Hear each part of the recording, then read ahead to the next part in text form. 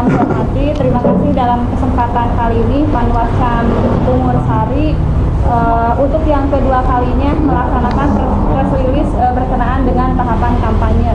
Dalam masa kampanye yang memang sudah berlangsung dari tanggal 28 November sampai nanti tanggal 10 Februari. Dan dalam kesempatan kali ini insya Allah kami akan menyampaikan beberapa hal yang sudah kami lakukan dalam pengawasan kampanye ini, beberapa tahapan dan pelaksanaan kampanye, metode berkenaan dengan kampanye yang memang sudah berlangsung di lingkungan wilayah Kecamatan Bungursari. Selanjutnya untuk mengefisiensikan waktu, saya serahkan langsung kepada Ketua untuk memaparkan hasil dari pengawasan kampanye yang dilaksanakan oleh Panwascam Kecamatan Bungursari. Kepadanya dipersilahkan, Pak. Warahmatullahi wabarakatuh. Yang menghormati Timah sebagai anggota Panwascam Kecamatan Bungursari dan juga koordinator divisi PP dan PS, sekaligus juga pengampu dalam pengawasan masa kampanye ini. Nah, saya hormati juga dan banggakan rekan-rekan staf yang mempersiapkan kegiatan kali ini untuk press release pengawasan masa kampanye bisa kami lakukan di akhir menjelang pemilu nanti tanggal 14. Sejak dimulainya masa kampanye tanggal 28 November 2023, kami melakukan berbagai pengawasan dalam tahapan kampanye ini. Memang ada beberapa jenis kegiatan dalam kampanye atau metode kampanye yang dilakukan oleh peserta pemilu. Ada 9 jenis kegiatan. Mulai dari pertemuan terbatas, tatap muka, penyebaran bahan kampanye, pemasangan alat peraga kampanye, kampanye di media sosial, media massa, cetak elektronik, serta rapat umum yang sekarang sampai hari ini sedang dalam tahapannya, dan juga debat pasangan calon presiden dan wakil presiden yang kemarin sudah terakhir, debat kelima, serta kegiatan lainnya. Nah, di Panwaslu Kecamatan Bungursari ini memang kami tidak banyak melakukan pengawasan kampanye yang bersifat kegiatan. Namun memang paling banyak kegiatan kampanye ini yang dilakukan oleh peserta ini dalam hal pemasangan APK. Mungkin dalam press release yang disebarkan kita tidak cantumkan karena pemasangan APK ini kan sangat jomplang ya kegiatannya, karena pemasangan APK ini jumlahnya sampai saat ini sekitar yang sudah terekap dan terdata oleh kami dan Panwas Kelurahan itu hampir 1000, yaitu di jumlah 959 alat peraga kampanye. Nah, dalam kegiatan kampanye lainnya seperti tatap muka ini, dalam pertemuan tatap muka kami juga sudah mengawasi sekitar 14 kegiatan kampanye yang tersebar di beberapa kelurahan, dan juga untuk pertemuan terbatas tidak ada sama sekali. Kegiatan lainnya ada satu kali yaitu berupa bajar, dan juga penyebaran bahan kampanye juga hanya satu kali berupa penyebaran stiker dan kalender. Serta jadi total pengawasan kampanye yang diawasi selain APK ada sekitar 16 kegiatan kampanye. Memang selain APK ini, kalau lihat persentasenya, pertemuan tatap muka ini menjadi kegiatan yang paling sering dilakukan oleh peserta pemilu. Biasa kegiatan tatap muka ke masyarakat langsung. Nah, ini yang bisa kami awasi, karena adanya pemberitahuan.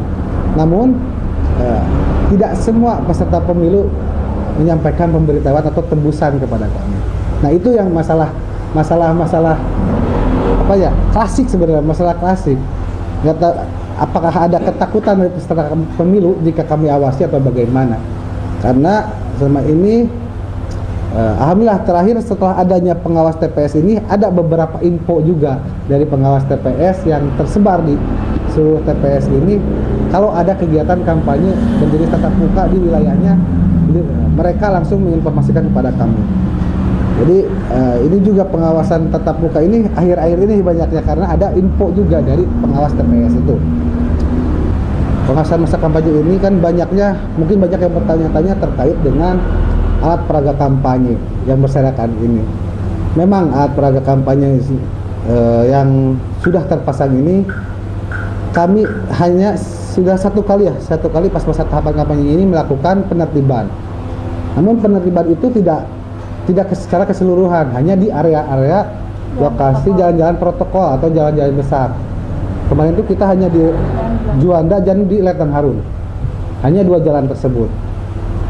Karena saking banyaknya yang melanggar, lilir gitu ke kami juga intinya seperti itu. Nah, untuk penertiban nanti akan serentak kami lakukan saat masa tenang, tanggal 11 Februari 2024 itu akan kami lakukan, kemungkinan tidak pada malam hari seperti pemilu sebelumnya. Kami akan lakukan setelah apel. Kita akan mengadakan apel siaga dulu, apel siaga gabungan pengawas se-Kota Tasikmalaya mulai dari posko kota sampai tingkat TPS di lapangan balai kota. Nanti setelah apel siaga tersebut kami langsung terjun ke lapangan beserta Pol PP dan juga PUTR dan lembaga lainnya, instansi lainnya untuk melakukan penertiban itu. Itu mungkin yang bisa saya sampaikan dalam rilis untuk pengawasan masa kampanye ini. Barangkali Bu Kima ada tambahan?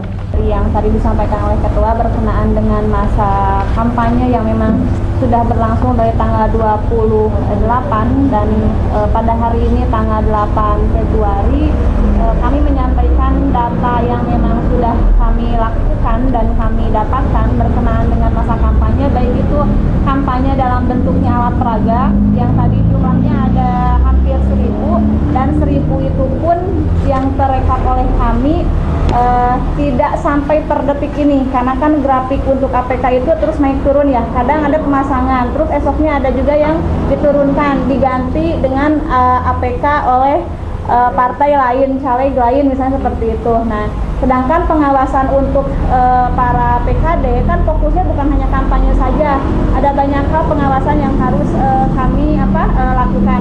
Maka untuk kampanye dalam bentuk metode alat peraga kampanye ini itu kita fokuskan lebih kepada yang melanggarnya saja, dan yang kemarin pun kita lebih kepada fokus yang melanggarnya saja, tidak ditertibkan secara keseluruhan karena kan itu memang sedang masa dalam pelaksanaan kampanye dalam bentuk alat peraga tersebut. Nah, Bapak Ibu, berkenaan dengan masa kampanye ini memang kalau untuk di Kecamatan Bungur Sari berbeda secara aktivitas dibandingkan dengan kecamatan yang lain. Karena kalau untuk di Kecamatan Bungur Sari ini alhamdulillah juga apakah dalam bentuk pengawasannya kami, apakah informasi yang memang masuk ke kami kan gitu ya, apakah juga dari hal keterlibatan para pihak peserta berikut dengan penyelenggara yang lain yang memang sehingga informasi yang kami dapatkan itulah sejumlah 16 pelaksanaan kampanye tersebut dalam berbagai metode. Nah, tapi terlepas dari itu, ya ini juga kan menjadi tanggung jawab bersama dalam hal pengawasan kampanye, karena kan dalam masa kampanye ada pengawasan partisipatif, artinya keterlibatan dari seluruh masyarakat. Nah, jadi ini ada waktu kan berapa hari lagi ya Ketua? Sekarang 2 hari lagi, 3 lah ya, 8, 9, 10 itu kan waktu yang akan dioptimalkan oleh para peserta pemilu dalam hal melaksanakan kampanyenya. Maka di 3 hari ini pun mudah-mudahan bisa terus secara informasi pun ditembuskan ke kami, karena kan sudah jelas dalam mekanisme prosedurnya ketika pelaksanaan tersebut harus ada pemberitahuan kepada pihak penyelenggara, utamanya kami kepada pihak pengawas tersebut. Press release pengawasan logistik pada pemilihan umum untuk tahun 2024 ini. Kepada Ketua dipersilahkan kembali. Baik, terima kasih. Pengawasan logistik pada pemilihan umum 2024 ini, memang logistik ini menjadi hal yang sangat penting atau krusial dalam pemilu. Kenapa? Karena tidak adanya logistik tidak akan berjalannya juga pemilu ini di hari H utamanya. Makanya dalam hal logistik ini fokus pengawasan kami yaitu kepada ketepatan apa saja, jenis, jumlah, waktu, bahkan sampai ke efisiensi. Nah, dari beberapa hasil pengawasan mungkin akan saya sampaikan. Yang pertama terkait TPS, karena TPS ini juga menjadi salah satu unsur logistik. Nah, TPS yang ada di Bungosari ini ada 169 TPS dan terdiri dari TPS indoornya 100 TPS, outdoornya 59 TPS, dan sisanya 5 TPS-nya TPS semi indoor. Jadi seperti semi indoor itu seperti garasi lah. Jadi tidak ada sampingnya, kayak ada dindingnya. Nah, jadi total 164 TPS dengan indoor, outdoor, dan semi indoor itu seperti yang saya sebutkan. Nah, kemarin juga KPU Kota Tasikmalaya dan beserta jajaran sampai kepada PPK dan PPS sudah melakukan sortir lipat, sorlip, dan alhamdulillah itu sudah selesai. Sekaligus juga kemarin terakhir tanggal 31 untuk Kecamatan Bungosari ini juga sudah dilakukan pengepakan. Jadi seluruh logistik memang sudah ada dalam kotak. Tinggal pendistribusiannya nanti.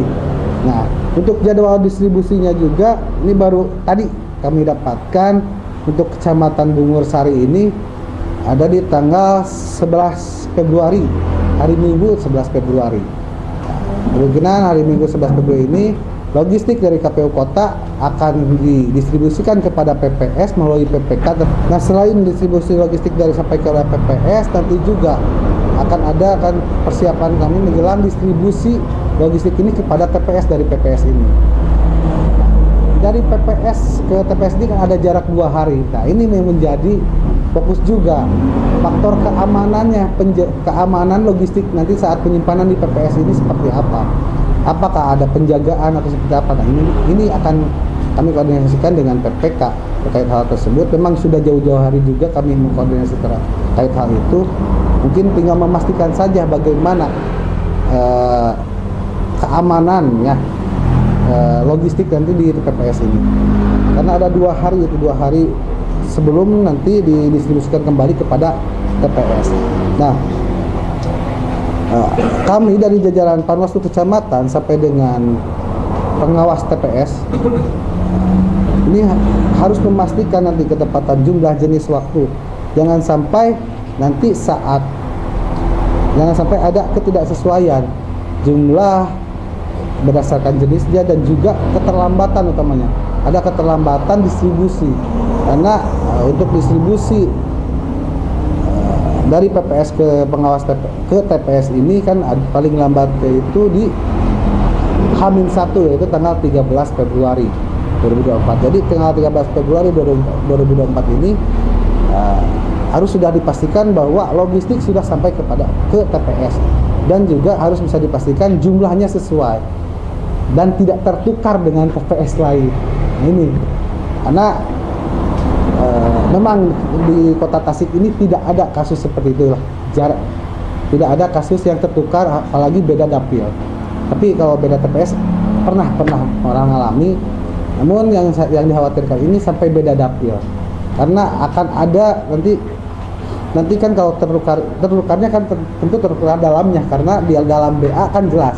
Kalau di BA serah terima nanti logistik itu jelas bahwa itu sesuai dapil. Namun banyak kejadian di kabupaten kota lain yang pas saat dibuka saat hari H ternyata dapilnya beda. Nah, ini yang menjadi kekhawatirannya.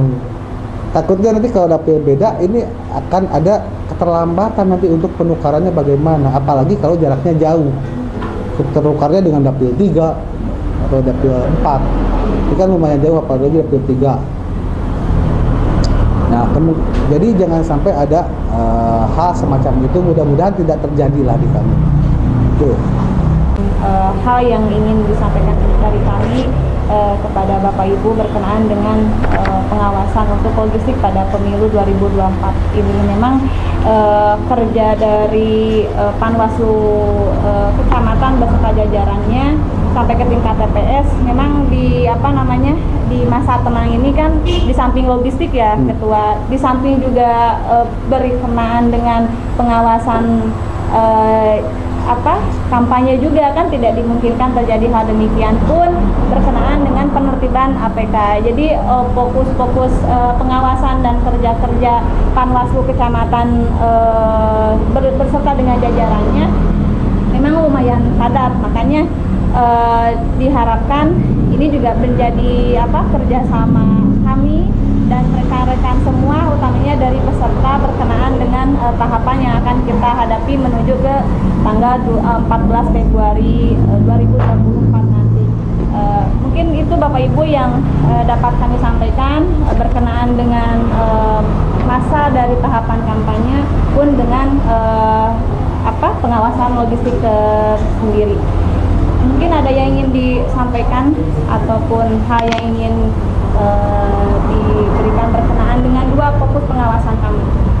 Apakah boleh disimpan di lokasi TPS ataupun di rumah ketua KPPS? Mohon penjelasannya. Logistik di mana saat masa tenang terjadi ya, di masa tenang ya. Ini seperti apa pola pengawasan Panwascam Bungusari untuk memaksimalkan pengawasan, mengawasi distribusi logistik dan mengawasi masa-masa tenang. Soalnya pada masa-masa tenang itu pasti riskan praktek-praktek ya kecurangan itu. Sementara SDM kita kan SDM-nya mungkin masih kurang ya. Seperti apa polanya agar memaksimalkan pengawasan? Dari saya fokus untuk logistik ada langsung di ketua. Jadi khususnya untuk logistik dan masa tenang ini memang kebetulan distribusi dari KPU Kota kepada PPS ini pas masa tenang dan juga pas adanya juga penertiban dimulai kan di situ. Penertiban dimulai, masa tenang mulainya masa tenang, distribusi dimulai. Mungkin PKD pertamanya akan fokus ke distribusi tersebut. Karena distribusi ini harus kami kawal. Kalau saya mungkin mengawalnya dari mulai dari KPU sampai kepada PPK, nanti akan dilanjutkan oleh PKD, Panwas Kelurahan masing-masing sampai kepada PPS-nya dan memastikan keamanan nanti logistik tersebut di PPS. Karena ada beberapa juga kan gudang untuk logistik ini di PPS ada yang bocor seperti apa, dan itu juga kami ingin memastikan untuk yang bocor ini apakah nanti akan menggunakan palet atau tidak, karena dikhawatirkan kan sekarang musim hujan, ini logistik ini khususnya kota kan dari dus, kalau kena air lama-lama bahkan bukan kena air, kalau cuaca lembab lah, gudang lembab juga bisa menimbulkan rusak. Nah itu, jadi itu untuk fokusnya dalam logistik ini nanti core-nya memang dari saya, dan memang tugas-tugasnya nanti kebanyakannya dengan PKD karena masing-masing kelurahan. Untuk masa tenang ini selama kalau PKD masih bisa dilibatkan dalam untuk pengawasan masa tenang ini kita libatkan, kalau tidak nanti kan masih ada staff yang bisa dilibatkan lah dalam pengawasan itu.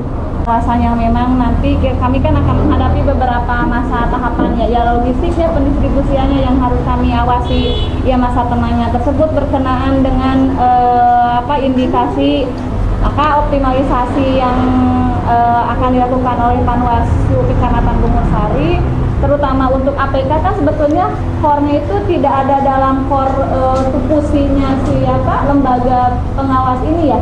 Itu kan lebih kepada dinas terkait kan kalau untuk penertiban, tapi dalam pelaksanaannya memang kami yang memang harus selalu berdampingan dengan dinas terkait berkenaan dengan penertiban tersebut. Maka optimalisasi dari Panwaslu Kecamatan Bungusari itu saja jalannya yang akan dioptimalkan sehingga hal-hal yang tadi Bapak sampaikan sampai melibatkan PTPS pun dioptimalkan, karena yang menjadi waktu menjadi energi yang akan terfokuskan itu kan lebih kepada penertiban sebetulnya penertiban APK. Maka kan sudah disampaikan pula dari beberapa kesempatan untuk pematapan PTPS berkenaan dengan penertiban APK di wilayah tugas TPS tersebut ditempatkan seperti itu. Adapun pengawasan berkenaan dengan kampanye ataupun money politik yang akan terjadi dalam masa tenang tersebut, kan kami ada tim dari tingkat kecamatan pula yang nanti akan kami tempatkan berserta dengan partisipatif dari masyarakat, informasi-informasi, sehingga diharapkan potensi untuk terjadinya kecolongan kan gitu ya, potensi terjadi kecolongan sampai kami tidak mendapatkan pemberitahuan berkenaan dengan sebuah peristiwa tersebut, insya Allah kami akan minimalisir hal tersebut terjadi. Seperti itu Bapak, berkenaan dengan apa yang tadi Bapak sampaikan, Bapak Ibu yang hadir dalam kesempatan hari ini, terima kasih. Mungkin itu yang dapat kami sampaikan. Jika tidak ada lagi ini sampaikan. Wascam itu sudah maksimal sejak dimulainya kampanye hingga sekarang mungkin, dan mungkin yang kedepannya belum tahu ya, baru yang sebesar sekarang aja. Ya dalam hal ini tadi kami telah menyimak beberapa hal. Di antaranya yang mungkin kami ingin ditanyakan mengenai adanya miskomunikasi antara pihak-pihak partai ya dengan pihak Panwascam yang memang dalam hal ini sudah kita tidak bisa dipungkiri lagi banyak pelanggaran yang memang secara kasat mata terlihat lah. Salah satunya pelanggaran yang tidak boleh itu kan memasang APK di tiang listrik di dekat sana-sana pendidikan atau sana ibadah, itu kan tidak bisa dipungkiri, itu memang banyak. Ya mungkin kami juga tadi sudah mengapresiasi bahwa Panwascam udah berusaha sekuat kemampuan, hanya tadi yang bisa dilakukan sebatas di wilayah jalan-jalan protokol ya itu, karena mungkin karena keterbatasan tenaga atau kebijakan mungkin diberikan juga terhadap pihak partai sendiri. Nah yang menjadi pertanyaan kami, terjadinya miskomunikasi antara pihak Panwascam dengan pihak pelaksana dari partai politik sendiri, apa itu memang disebabkan kurangnya sosialisasi atau bagaimana? Itu satu. Yang kedua, sejauh ini dari pihak Panwascam sendiri memberikan peringatan atau memberikan pencerahan terhadap pihak partai politik sendiri seperti apa. Nah, dan yang ketiganya kami akan menanyakan terkait masalah distribusi logistik ya, logistik yang memang mungkin sebentar lagi ya akan dilakukan. Nah itu di situ kan tadi disampaikan sistem pengawasannya seperti apa nantinya gitu ya, apakah akan ada pengawalan dari pihak-pihak terkait atau bagaimana. Nah dari Panwascam sendiri untuk mengantisipasi jika misalkan kan di pemerintah Kota Tasik atau di lingkungan Pemkot Tasikmalaya mungkin petugas kepolisian juga tidak begitu banyak ya Pak, ada keterbatasan, bisa saja kan dari 5 TPS 1 polisi kan, artinya kan masih kekurangan petugas untuk mengawasinya. Nah bagaimana antisipasi dari pihak Panwascam sendiri untuk mengantisipasi takutnya ada kerusakan, ada kecurangan atau bagaimana. Nah kemudian tadi yang ada lagi ya, yang kelewat Pak, satu lagi mengenai terkait masalah kampanye ya. Kebetulan sebentar lagi memasuki masa-masa tenang. Di masa-masa tenang itu biasanya rentan terjadi Pak, money politik atau serangan yang disebut serangan fajar. Nah, otomatis lah kalau untuk mengawasi pasti dilakukan. Tapi cara yang tepat dari Panwascam sendiri untuk mengantisipasi terjadinya hal demikian bagaimana gitu. Nah itu. Jadi pertanyaan pertama terkait dengan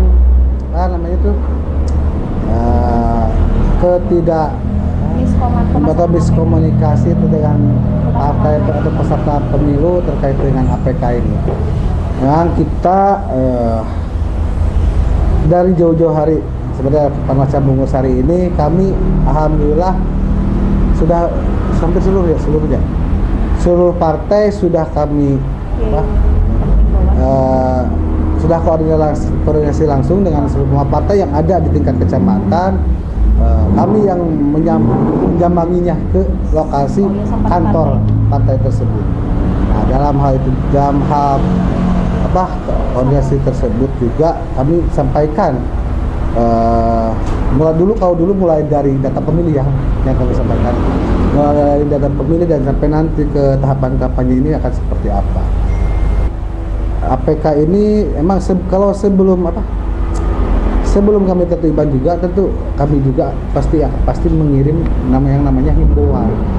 Nah, ini himbauan kepada partai politik, mulai dari himbauan terkait apa yang tidak diperbolehkan, apa yang dibolehkan. Itu yang pertama. Itu sudah kami kirimkan ke seluruh PAC, atau atau nama lainnya terkait dengan peserta pemilu, dan juga himbauan untuk menertibkan sendiri untuk APK yang melanggar.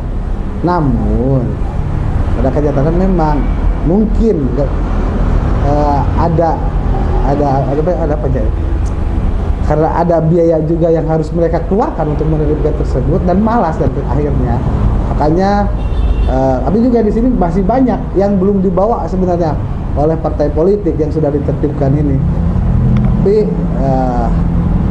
karena ya itu yang penting itu kami itu sudah menjalankan bagaimana aturan perundang-undangan, mulai dari pencegahannya yaitu yang tadi himbauan apa saja yang diperbolehkan atau tidak. Apalagi kalau saat pelaksanaan kampanye yang lainnya lah, bentuk lainnya juga sebelum pelaksanaannya kalau kami tahu, kami juga akan menyampaikan itu. Kalau diberi waktu, kami juga akan menyampaikan itu termasuk kepada peserta yang hadir. Nah, himbauannya udah berapa kali ya kami keluarkan?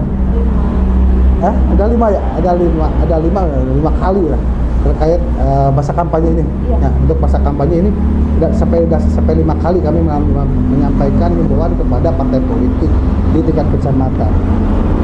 Ya, untuk logistik tadi udah nyambung ya 1 dan 2 himbauannya terkait dengan apa yang sudah kami lakukan. Yang ketiga terkait logistik ya, distribusi logistik ya. Kepastian keamanan ini. Memang petugas keamanan khusus dari kepolisian ini setelah koordinasi juga dengan di pihak Polsek ini yang kemungkinannya satu kelurahan itu 2 sampai 3 orang untuk di Bungursari ini. Nah, tentu kan untuk mengawasinya sampai ke TPS ini tidak bisa dilakukan untuk mengawal oleh polisinya tidak dapat dilakukan. Namun kami ada pengawas TPS. Kami pastikan pengawas TPS dari mulai distribusi dari PPS ke TPS masing-masing itu harus melekat, melakukan pengawasan melekat untuk distribusi dari PPS kepada TPS gitu. Jadi saya sebutkan tadi dari press release untuk dari dari kota ke kecamatan oleh kami Panwascam akan dikawal dan nanti diserahkan pengawalan lanjutannya oleh Panwas Kelurahan sampai kepada PPS sampai ke kelurahan. Nah, di kelurahan ini nanti juga akan diteruskan kembali kepada pengawas TPS itu untuk memastikan keamanan tersebut. Dan juga nanti pengawas TPS juga nanti itu harus memastikan keamanan penyimpanan yang tadi, penyimpanan di TPS-nya atau di ketua KPPS kan biasanya penyimpanan logistik ketua KPPS ini seperti apa, Pak. Dan harus dipastikan adanya yang menjaga atau petugas keamanan di KPPS ya, atau hansip yang linmas yang menjadi petugas keamanan KPPS itu. Yang terakhir terkait masa tenang. Memang masa tenang ini ada 2 fokus pengawasan kami, yaitu kampanye dan juga money politik. Nah, kegiatan kampanye kan tidak boleh dilakukan dalam masa tenang ini dalam bentuk apapun. Itu menjadi fokus juga. Pengawas TPS juga akan ikut sertakan untuk mengawasi ini. Terutama nanti juga itu patroli ya. Ada patroli money politik. Patroli money politik yang akan kami lakukan khususnya pada H-1 khususnya pada H-1. Namun untuk masa tenang ini kemungkinan akan diperbanyak lah. Ya, kita akan perbanyak untuk patroli ke wilayah-wilayah, terutama oleh kami dan juga PTPS. PTPS akan dilibatkan dalam hal ini. Kalau hanya kami dan PKD kan harus kelurahan cuma 1. nih satu kelurahan muter-muter, kadang yang sekarang juga seperti itu, muter-muter ke kelurahan, kegiatan kampanye untuk mengawasi kegiatan kampanye atau mencari adanya kampanye atau tidak. Jam sekian ya udah muter ternyata tidak ada, efek jam berikutnya selang berapa menit ada. Jadi kadang-kadang seperti itu. Makanya ini diperlukan banyak orang. Jadi kami akan libatkan pengawas TPS juga, karena pengawas TPS juga bertugas, ada tugasnya untuk mengawasi pada masa tenang ini. Jadi itu pengawasan masa tenang ini memang utamanya money politik ini kan menjadi isu yang paling seksi lah di masa tenang ataupun hari H. Karena kalau serangan fajar itu masuknya hari H sebenarnya hari H masuknya, karena itu sudah masuk kepada tanggal 14. Itu mungkin ya. Ada yang kali ini jika tidak ada, saya akhiri. Akhirul kalam, billahi taufiq wal hidayah. Wassalamualaikum warahmatullahi wabarakatuh.